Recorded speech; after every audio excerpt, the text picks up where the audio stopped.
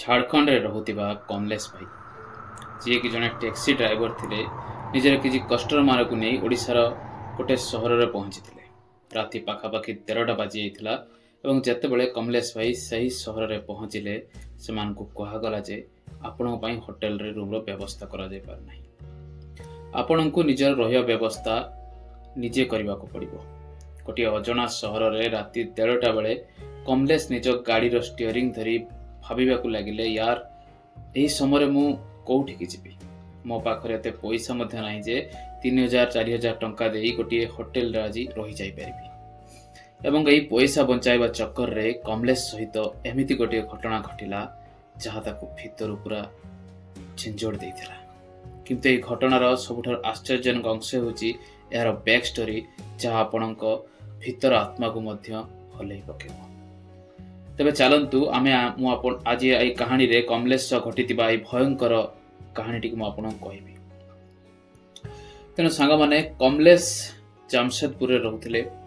जामशेदपुर रे गोटे tour and travel company रे से ड्राइवर भारे काम करथिले। कमलेश कर दिनचर्या काम थिला कि डेली सकाळू उठिकी 7टा बेले गाड़ी नै बाहर को बाहर जाउथिले और राति 8टा बेले फेरी आसी गाड़ी को मालिक को समर्पण कर दउथिले। एही चक्कर रे अनेक बार कमलेश को आउ स्टेशन मध्य जीवा को पड़ुथिला। कमलेश कहती जे भाई मु प्राय समग्र भारत बुली सारिछि किंतु केवल ओडिशा छाड़ी मोर बहुत दिन इच्छा थिला जे मु गोटे दिन ओडिशा टूर को जीवी। सेठारे संस्कृति सेठारे मंदिर माने और सेठारे लोक मानकर अनुभव मु करिवि। किंतु कमलेश को कोनोसी धारणा नथिला जे तांकर ई ओडिशा एक्सप्लोर करिवार स्वप्नटी तांको पई गोटे भयंकर नाइटमेयर हेबाकु जाउछि। से समय कमलेश एही टूर ऑपरेटर सहित गाड़ी चलाइबार प्राय 10 वर्ष हो जाइथिला। से समय आ मोट 15 वर्ष ड्राइविंग अनुभव मध्य थिला। 30 अगस्त 2024 रे कमलेश जामशेदपुर रे किछि यात्री को नै राजस्थान टूर रे जाइथिले। 3-4 दिन लो टूर थिला एवं 3 सेप्टेम्बर से फेरिबार थिला। राति 9:30 पाखापाखि हम ताको मालिक रो फोन आसिला। मालिक कहला कि भाई कमलेश ए गोटे यात्री रो इनक्वारी आसिथिला और से माने ओडिशा जीवा को चाहछथि। 9-10 दिन लो ट्रिप रहिबो तू जीवु की? कमलेश पूरा खुशी हे गला कहला हां भाई मु जीवी मते छाडी के कहा कोई पठेबे नाही। मालिक कहला हां रे बाबा मु जानिथिली तोर केते मन अछि ओडिशा बुलिबार तेनु प्रथमे मु तते ही फोन कली।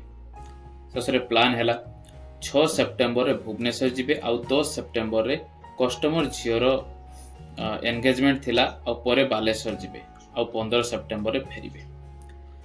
5 सेप्टेम्बर राति 9टा बेले कमलेश जामशेदपुर रु भुवनेश्वर पई बाहरी पड़िला।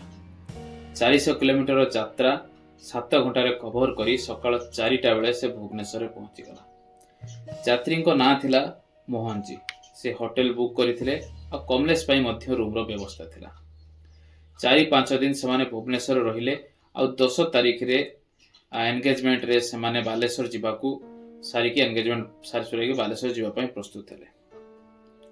भुवनेश्वर रु बालेश्वर 3 घंटा दूर और बालेश्वर रे मोहन जी कर जने रिलेटिव्स रहउथिले। राति पाखापाखि 10टा बेले से माने बालेश्वर पई बाहरिले आ 13टा बेले से बालेश्वर पहुंचिले। किंतु प्रॉब्लम एटा हैला जे सेटारे बालेश्वर पहुंची मोहन जी ताको जो रिलेटिव्स थिले ताको बहुत बार फोन कले किंतु से फोन उठाउनथिले। किंतु एठारे से शेषरे से फोन उठेले आ कहले जे आमे सुई पड़िथिलु आ से पे फोन उठाइथिलु सेमान तबर आसी नै की गले। किंतु एठारे से गोटे भूल कर दिथिले। जो रूम से माने बुक करथिले से माने केवल 4 जन लोकन पई बुक करथिले। कमलेश पई रूम बुकिंग है नथिला। मोहन जी एकता सुनी के टिके राखी गले आ कहले जे तुमे एमिति केमिति मिस्टेक करि परछो। तापरे मोहन जी कहले मोहन जी तार कमलेश को कहले कमलेश आ एमिति प्रॉब्लम हेची आ गोटे दिन आज दिनटा टिके कोटी एडजस्ट करिनियो। कमलेश कहले अरे ना सर मु गाड़ी रे सोई जीवी। मोहन जी कहउतले जे तांको सहित रूम शेयर करिया पई। कमलेश को टिके अकवाड़ लागिला तनु से कहले जे ना सर मु गाड़ी रे सोई जीवी। एभली कही मोहन जी भीतर को गले आ तापरे कमलेश गाड़ी रे आसी बसिला आ भाबिला कोन गोटे सस्ता जुगाड़ कोटी देखिबो। से बालेश्वर रे गली गली जाइकी आख पाख एरिया रे जाइकी बुलिबा को लागिला। ରାତି ପାଖାପାଖି ସେତେବେଳେ 1:45 ବାଜି ଯାଇଥାଏ। ସେ ସମୟରେ କୌଣସି ରୁମ୍ ମିଳିବା ମଧ୍ୟ କଷ୍ଟକର ଥିଲା। କମଲେଶ 2-3ଟା ଲଜ୍ ଆଉ ହୋଟେଲକୁ ଯାଇ ପଚାରିଲା, କିନ୍ତୁ ସେମାନେ 1500 ରୁ 2000 ଟଙ୍କା ଗୋଟିଏ ରାତି ପାଇଁ ଦର କହୁଥିଲେ। କମଲେଶକୁ ସେଠାରେ 4 ଦିନ ରହିବାର ଥିଲା, ତ ପାଖାପାଖି 6000 ଟଙ୍କା ଖର୍ଚ୍ଚ ହେଇଯାଇଥିବ। କିନ୍ତୁ ତାଙ୍କର ପ୍ରଧାନ ସମସ୍ୟା ଥିଲା ବଜେଟ୍। ତେଣୁ ଲାଷ୍ଟରେ କମଲେଶ ଭାବିଲା ଆଉ ଗୋଟିଏ ଗଳି ଅଛି, ସେଠାରେ ଗୋଟେ ରାଉଣ୍ଡ ମାରି ଆସିବି। ଯଦି କିଛି ମିଳିଲା ନାହିଁ ତାହେଲେ ଶେଷରେ ଗାଡ଼ିରେ ଶୋଇପଡ଼ିବି, ଆଉ କ'ଣ କରିବି। ଏହିଭଳି ଭାବି ସେ ଗାଡ଼ି ବୁଲେଇ ସେଇ ଗଳି ଭିତରେ ପଶିଗଲା। ସେଠାରେ ସେ ରାସ୍ତା ପାଖରେ ଗୋଟିଏ ସ୍କୁଲ ଦେଖିଲା, ଆଉ ଗେଟ୍ରେ ଗୋଟିଏ 17-18 ବର୍ଷର ଗୋଟିଏ ଟୋକା ସିକ୍ୟୁରିଟି ଗାର୍ଡ ଭାବରେ ଠିଆ ହେଇଥାଏ। କମଲେଶ ଭାବିଲା ତାକୁ ଆକୁ ପଚାରିଦେବି, ଯଦି 1000-1200 ଟଙ୍କା ଦେବି ସାୟଦ ମାନିଯିବ। ସେ ଗାଡ଼ି ନେଇ ସେ ଟୋକାଟା ପାଖକୁ ଗଲା, ସିକ୍ୟୁରିଟି ଗାର୍ଡ ପାଖକୁ, ଆଉ କହିଲା, ଭାଇ ଆଜି ଏଠାରେ ରହିବାର କିଛି ବ୍ୟବସ୍ଥା ହେଇପାରିବ କି? ସେ ଲୋକଟି ପ୍ରଥମେ ମନା କଲା, କହିଲା ନା ନା, ଏଠାରେ କୌଣସି ବ୍ୟବସ୍ଥା ହେଇପାରିବନି। ଏଠାରେ 1 କିଲୋମିଟର ଆଗକୁ ଯାଅ, ଗୋଟିଏ ପେଟ୍ରୋଲ ପମ୍ପ ଅଛି, ସେଠାରେ ରେଷ୍ଟ ରୁମ୍ ଅଛି, ଆଉ ସେଠାରେ କିଛି ବ୍ୟବସ୍ଥା ମିଳିଯିବ। କମଲେଶ କହିଲା ଠିକ୍ ଅଛି। ତ ସେ ସେଟାକୁ ଗଲା ପେଟ୍ରୋଲ ପମ୍ପ ପାଖକୁ, କିନ୍ତୁ ପେଟ୍ରୋଲ ପମ୍ପ ପାଖରେ ଗୋଟିଏ ନୂଆ ବିଲ୍ଡିଂ ନିର୍ମାଣ ହେଉଥିଲା। ତ ସବୁ କିଛି ସେଠାରେ ଆବୃତ ଥିଲା, ବନ୍ଦ ହେଇକି ଥିଲା, ଆଉ ରେଷ୍ଟରୁମ୍ ମଧ୍ୟ ବନ୍ଦ ଥିଲା। କର୍ମଚାରୀମାନେ କହିଲେ ଯେ ଏଠାରେ କିଛି ବ୍ୟବସ୍ଥା ହେଇପାରିବ ନାହିଁ। ଶେଷରେ ନିରାଶ ହେଇ କମଲେଶ ପୁଣି ସେଇ ସ୍କୁଲକୁ ଫେରିଲା। ସେ ସିକ୍ୟୁରିଟି ଗାର୍ଡକୁ କହିଲା, ଭାଇ କିଛି ଯୁଗାଡ଼ କର, ଦୟାକରି କିଛି ପଇସା ନେ, କିନ୍ତୁ ରହିବାକୁ ଟିକେ ଦେ ମୋତେ। ଏତିକି କହି ସେ ତା ପକେଟରୁ 500 ଟଙ୍କାର ଗୋଟେ ନୋଟ୍ କାଢ଼ିଲା, ଆଉ ସେ ସିକ୍ୟୁରିଟି ଗାର୍ଡର ହାତରେ ଦେଇଦେଲା। 2000 ଦେବା ଅପେକ୍ଷା 500 ଟଙ୍କାଟା ତାଠାରୁ କମ୍ ଅବଭିୟସଲି। ନୋଟ୍ ଦେଖି ସିକ୍ୟୁରିଟି ଗାର୍ଡ ଟିକେ ଖୁସି ହେଇଗଲା, ଆଉ କହିଲା ହଉ ଠିକ୍ ଅଛି, ଭିତରେ ଗୋଟିଏ ଖାଲି କ୍ଲାସ ରୁମ୍ ଅଛି, ସେଠାରେ ଯାଇକି ଚାଦର ମାଦର ବିଛିକି ଯାହା ବି ତୁମେ ଆଣିଛ ଯାଇକି ସେଠାରେ ଶୋଇପାରିବ, କିନ୍ତୁ ସକାଳେ ହେଲେ ଜାଗା ଖାଲି କରିବାକୁ ପଡ଼ିବ। ସେ ଆଉ କହିଲା କି ଟଏଲେଟ୍ ପାଇଁ 100 ମିଟର ଦୂରକୁ ଯିବାକୁ ପଡ଼ିବ। ଆଉ ଶେଷରେ କହିଲା, କମଲେଶ କହିଲା ଠିକ୍ ଅଛି, ମୋତେ ତ ଖାଲି ରାତି ବିତେବାର ଅଛି, କ'ଣ ଅଛି ସେଥିରେ। ସେ ଖୁସି ହୋଇ ଚାଦର ନେଇ କ୍ଲାସ ରୁମ୍ରେ ପହଞ୍ଚିଲା। ଭିତରେ ନା କୌଣସି ଟେବୁଲ ଥିଲା, ନା ଚେୟାର ଥିଲା, ନା ବ୍ଲାକବୋର୍ଡ ଥିଲା, ପୁରା ଖାଲି ଥିଲା ସେ ରୁମ୍ଟା। ସେ ବିଛଣା ବିଛେଇ ଶୋଇ ପଡ଼ିଲା। ଯେହେତୁ ବହୁତ ଥକି ଯାଇଥିଲା, ତେଣୁକରି ଶୋଇତେ ନାହିଁ, ତାକୁ ନିଦ ଆସିଗଲା। କିନ୍ତୁ ପ୍ରାୟ 1 ଘଣ୍ଟା ପରେ କାହାର ଗୋଟେ କାନ୍ଦିବାର ଶବ୍ଦ ଶୁଣିଲା। କେହି ବହୁତ ହାଲକା ସ୍ୱରରେ କାନ୍ଦୁଥିଲା। ତାର ନିଦ ଭାଙ୍ଗିଗଲା। ସମୟ ଦେଖିଲାକୁ ସକାଳୁ ସେତେବେଳେ 5:15 ପାଖାପାଖି ହେଇଛି।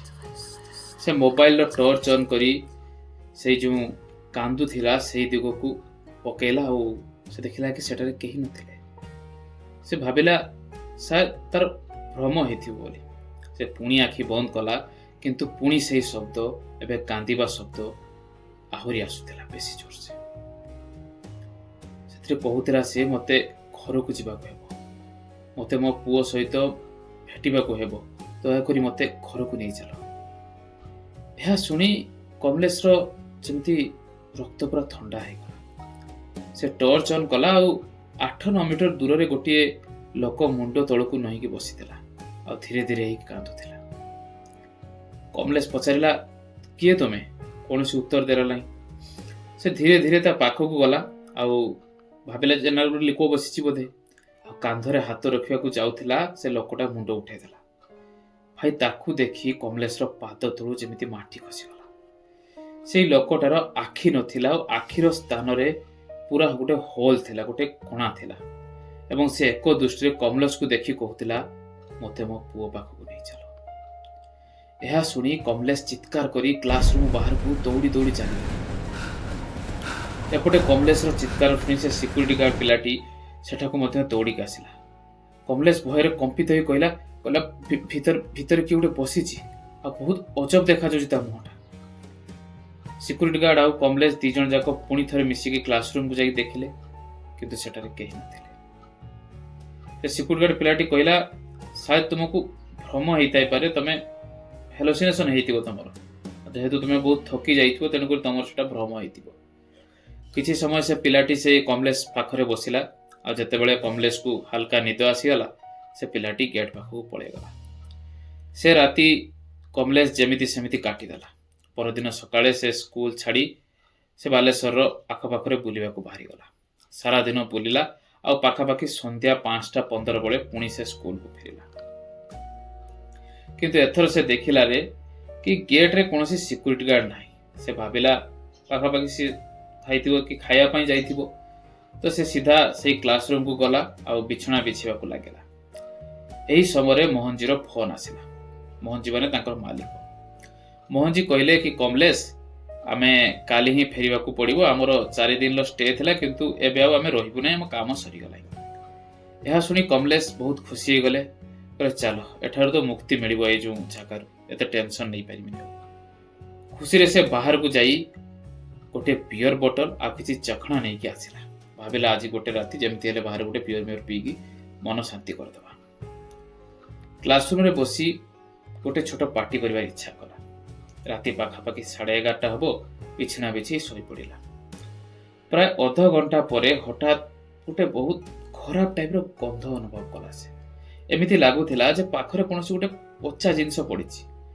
ଗନ୍ଧ ଏତେ ତୀବ୍ର ଥିଲା ଯେ ସେ ନିଦ ଭାଙ୍ଗିଗଲା। ସେ ଉଠି ପଡ଼ିଲା। ଆଖି ଖୋଲି ସେ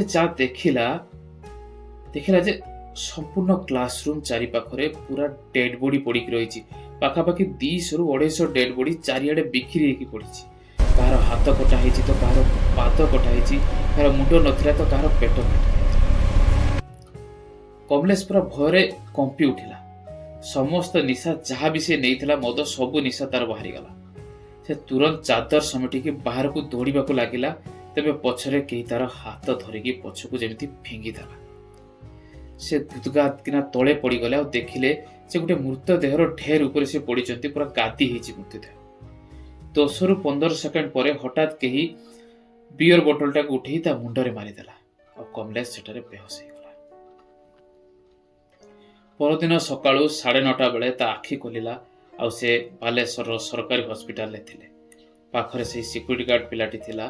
କମଲେଶ ତାକୁ ସବୁ କଥା କହିଲା। ତାପରେ ସେ ପିଲାଟି କହିଲା କି କିଏ କହିଥିଲା ତମକୁ ସେଠାରେ ମଦ ପିଇବାକୁ? ତମେ ଜାଣ ସେଠାରେ କଣ ହେଇଥିଲା? କମଲେଶ କହିଲା ମୁଁ ତ ଜାଣିନାହିଁ ସେଠାରେ କଣ ହେଇଥିଲା।